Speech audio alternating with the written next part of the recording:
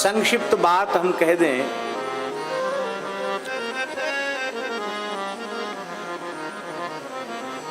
भविष्य पुराण में जो भगवान व्यासकृत है उसमें अनेकों आचार्यों के अवतरण का उल्लेख है और उसी भविष्य पुराण में भगवान व्यास का वचन है, वाल्मीकिस तुलसीदासः कलौ खलु भविष्यति। महर्षि वाल्मीकि ही गोस्वामी तुलसीदास जी के रूप में जन्म ग्रहण करेंगे, अवतार ग्रहण करेंगे।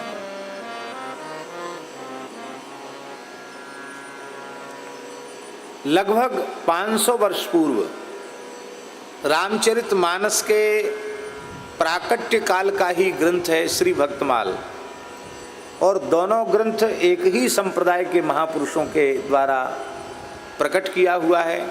गोस्वामी श्री तुलसीदास जी महाराज ने रामचरितमानस लिखा और गोस्वामी श्री नाभाजी महाराज ने श्री भक्तमाल ग्रंथ लिखा, और महाराज जी रचना काल भी लगभग एक ही है।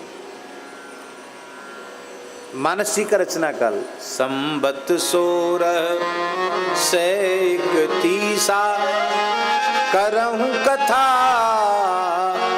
हरिपद धर सीसा, नौमी भौ वार मधुमासा अवधपुरी यह चरित प्रकाशा। संवत 1631 में श्री रामनवमी के दिन मंगलवार के दिन जो श्री राम जी के अवतार काल में ग्रह योग उपस्थित हुआ था, वही योग संवत 1631 में चैत्र शुक्ला नवमी रामनवमी मंगलवार के दिन उपस्थित हुआ। व्यास जी के अनुसार 24वीं चतुर्युगी के त्रेता में भगवान श्री राम का आविर्भाव होता है।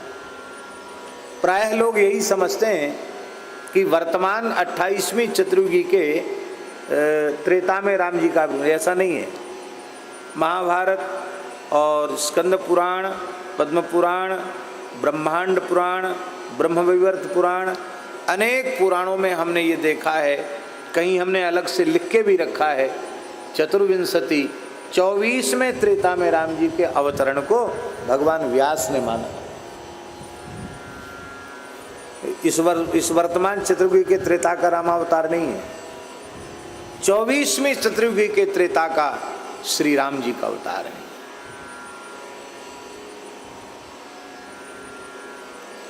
और 24वीं चतुर्युगी के त्रेता में रामावतार के काल में जो ग्रह गोचर उपस्थित था, वही ग्रह गोचर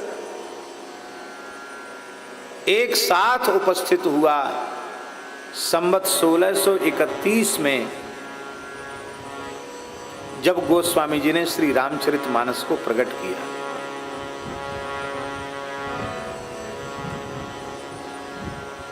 विचारकों का तो बहुत कुछ कहना है कि इतने वर्ष और इतने महीने और इतने दिन में रामचरितमानस का लेखन पूर्ण हुआ, ऐसा विचारकों का कथन है। लेकिन हमारे श्री अयोध्या के परम सिद्ध संत, भगवत प्राप्त संत परमहंस श्री स्वामी राम मंगलदास जी महाराज, गोकुल भवन वाले महाराज जी ने स्पष्ट लिखा है, और उस भावना की पुष्टि पूज्य स्वामी श्री अखंडानंद सरस्वती जी महाराज के रामचरितमानस के ऊपर लिखे हुए ग्रंथ की भूमिका से भी प्राप्त होती। उन्होंने भी यही स्वीकार किया। महाराज जी परमहंस जी महाराज ने कहा है कि गोस्वामी जी ने राम नवमी के दिन ही संपूर्ण ग्रंथ को लिख दिया था। नवमी भौम बार मधुमासा अवधपुरी यह चरित प्रकाशा। भगवान गणेश उपस्थित हुए, भगवती वीणा पाणी सरस्वती भी वहां उपस्थित हुई, भगवान शिव पार्वती भी वहां उपस्थित हुए। और उस समय ब्रह्मा जी ने कागज दिया, सरस्वती जी ने लेखनी दी, स्याही दी, और भगवान शंकर ने समाधिस्थ होकर के कहा कि अब तुम लिखो। और 8 घंटे में संपूर्ण रामचरितमानस का लेखन संपन्न हुआ, ऐसा परमहंस जी महाराज ने लिखा है। 8 घंटे में। और उसकी एक प्रति ब्रह्मलोक गई, एक प्रति शिवलोक गई। कितनी प्रतियां लिखी गई उसी समय।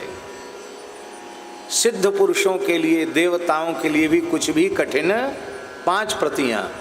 और पाताल में भी गई है, स्वर्ग में भी गई है, ब्रह्मलोक में भी प्रति गई है। और संपूर्ण देवताओं ने, ऋषियों ने प्रकट होकर के इस ग्रंथ रत्न को आशीर्वाद प्रदान किया है। यह आशीर्वादात्मक ग्रंथ है। भाषा ग्रंथ होने के बाद भी यह आशीर्वादात्मक ग्रंथ है। इसलिए बड़े बड़े विद्वान, बड़े बड़े कवि हुए भक्ति काल में, बड़े बड़े आचार्य हुए, लेकिन जो स्थान, जो समादर श्रीमद् रामचरितमानस जी को प्राप्त हुआ, वो स्थान, वो आदर आज तक संसार के किसी भाषा ग्रंथ को प्राप्त नहीं हुआ। न हुआ है, न आगे कभी होगा। इसलिए दास को तो ऐसा लगता है, और महत्पुरुषों का ऐसा अनुभव भी है कि वस्तुतः 24वीं चतुर्युगी के त्रेता में भगवान श्री राम एक बार प्रकट हुए। पुनः हम सब कलिमल ग्रसित जीवों पर कृपा करने के लिए श्री रघुनाथ जी उसी लग्न में, उसी मुहूर्त में, उसी पवित्र अवसर पर भगवान ग्रंथ के रूप में प्रकट हुए हैं।